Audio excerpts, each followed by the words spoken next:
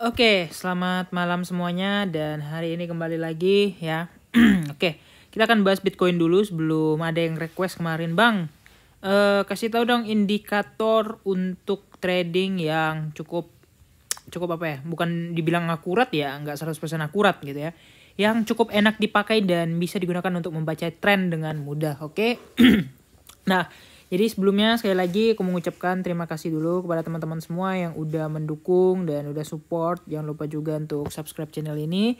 Dan ya, ini akan aku bagikan rahasia aku trading selama ini yang sangat-sangat simple tapi bisa menghasilkan cuan ya.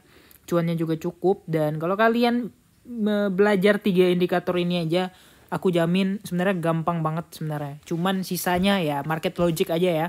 Berlawanan dengan bandar, kira-kira bandar itu mau mengarahkan kemana dan kemana, manipulasi sementaranya ya. Sisanya kalian kombinasikan aja, oke? Nah, yang pertama jelas aku pakai di sini yang pertama adalah EMA 200. Nah, kenapa EMA 200? Karena di sini pakai eksponensial yang artinya pergerakannya itu jauh lebih berapa ya? Bergelombang, bervariatif gitu. Nah, kenapa pakai periode 200 sedangkan ada yang 20, ada yang 50, ada yang 100 gitu kan. Nah, kenapa aku pakai 200? Karena yang minimal untuk long term dipakai itu adalah 200 atau 200 bar terakhir. Yang mana kalau 200 bar terakhir itu lumayan jauh banget, yang artinya efeknya itu kerasa itu long term. Apalagi kalau kita pakai time frame 4 jam dan 1 jam. Nah, jadi di EMA 200 ini cara baca itu gampang banget ya. Karena di setiap tren itu bakal ada yang namanya naik dan turun ya. Ketika tren itu dikategorikan naik adalah ketika seperti ini ya. Sebuah tren berhasil breakout atau berhasil close. Kalian bisa lihat di sini EMA 200 ini berfungsi sebagai dynamic support dan dynamic resistance. Dynamic itu artinya yang berubah-ubah dan bergerak. Nah, dynamic resistance kayak gimana? Kayak gini. Dia nggak berhasil jebol. Artinya apa? MA 200 ini sebagai resistance ya. Kemudian yang kedua sebagai dynamic support. Contohnya kayak yang bagian sebelah sini ya. Nah, bagian sebelah situ candle-nya itu dia nggak berhasil turun lagi. Kenapa? Ya karena dia ketahan MA 200 ya. Dan MA 200 berfungsi sebagai support di situ. Nah, jadi inilah dia fungsinya ya. Jadi sebagai dynamic yang harganya itu berubah-ubah karena pergerakannya kan kalau MA kalian bisa lihat ada yang lurus, ada yang terbang ke atas kayak gitu ya. Nah, jadi bentukannya bergerak-gerak seiring pergerakan daripada periodenya. Kayak kalau misalnya 200 yang aku pakai ya 200 bar terakhir gitu. Jadi dia pergerakannya kalau breakout dia akan menyebabkan ada apa namanya? Ada momentum yang cukup lama gitu ya. Momentum naik atau momentum turun yang cukup lama. Nah, jadi fungsinya juga apa? Fungsinya juga kalau kita lihat di sekitar area MA 200 tersebut dia bakal ada yang namanya retest. Dan retest ini berfungsi apakah suatu tren berhasil memantul atau break jebol ya, breakdown maksudnya jebol ya. Nah, jadi di sini fungsinya adalah kalau kita perhatikan misalnya di sini ya. Itu dia berhasil mempertahankan area meskipun sempat terjatuh, sempat keplecok sedikit ya. Orang yang belum biasa pasti udah nganggap wah itu udah break dance. Nah, itulah dia daerah manipulasinya. Kita tetap kombinasikan support and resistance untuk menggunakannya. Support yang biasa ya. Dalam artian di situ kan ada support tuh ya. Nah, di sini kan ada support nih. Ya, misalnya di sini kan ada support. Jadi kita tahu fungsinya. Kalau misalnya jebol dari dua-duanya, jebol MA 200 yang sebagai dynamic supportnya dan juga sebagai classic support yang kayak gini. Ini klasik namanya yang biasa gitu ya. Nah, itu baru konfirmasi breakdown dan kita bisa melakukan entry short di sebelah situ. Nah, kayak gini juga. Ini ada beberapa kali retest dan di sini di daerah yang sama harga price action tetap masih memantul di sekitar MA 200 time frame 4 jam. That mean the trend is still bullish untuk sementara waktu kalau kita perhatikan dari 4 jamnya. Tapi kalau dilihat dari 1 jam ya, ini udah kategori apa? Kategori downtrend. Kenapa ya? Karena di sini kita melihat dia rejection di EMA 200-nya. Dia nggak berhasil naik.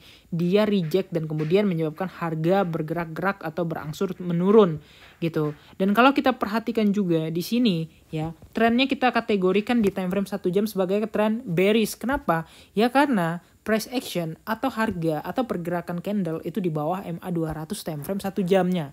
Nah, kayak gitu cara membacanya, oke? Itu gampang banget.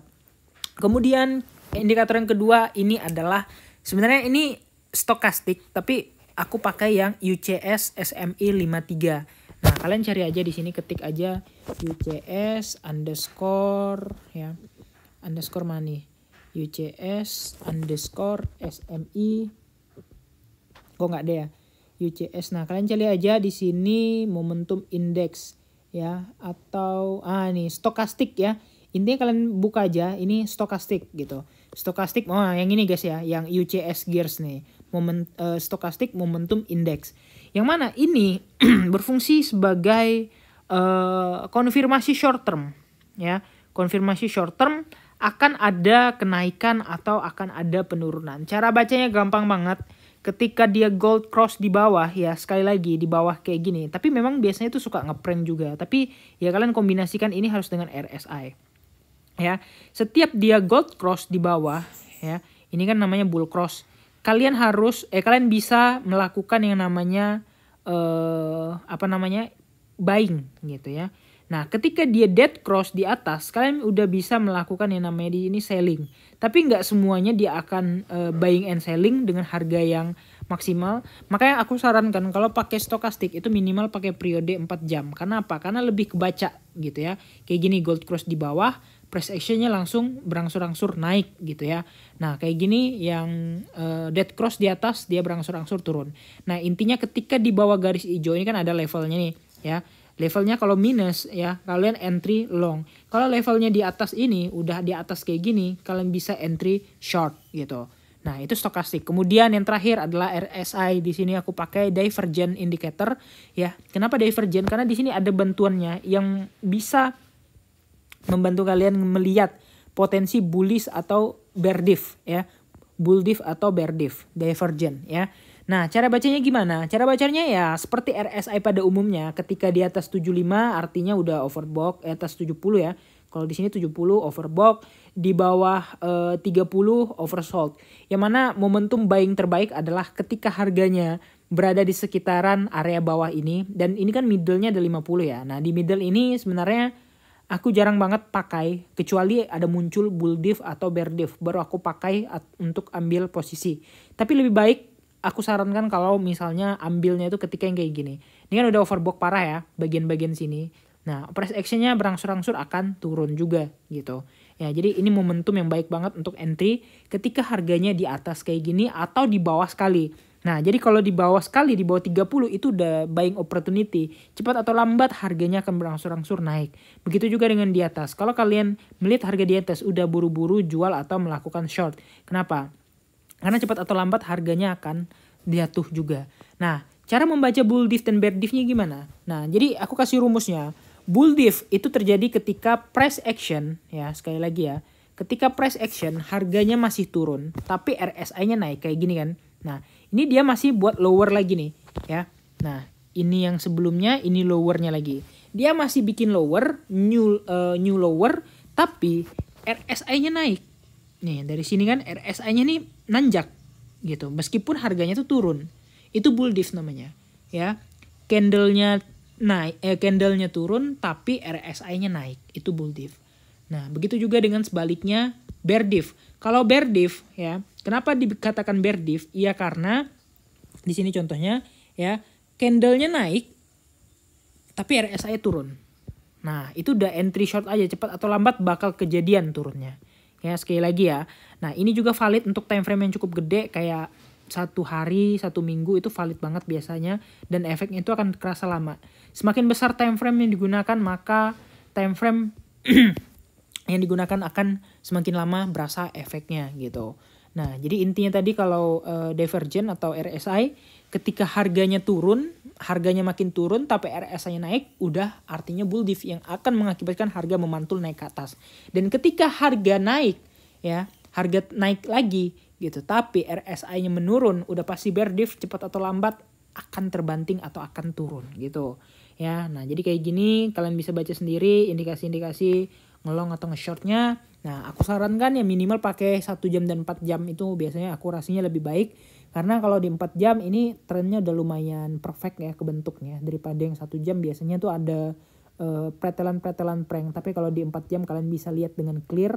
Apalagi kalau pakai EMA 200 yang mana di situ tuh flash actionnya bisa lebih cepat memantul ataupun jebol gitu, kebaca gitu konfirmasinya. Oke, kira-kira gitu aja. Jangan lupa untuk like dan subscribe. Kita bertemu lagi di video-video selanjutnya.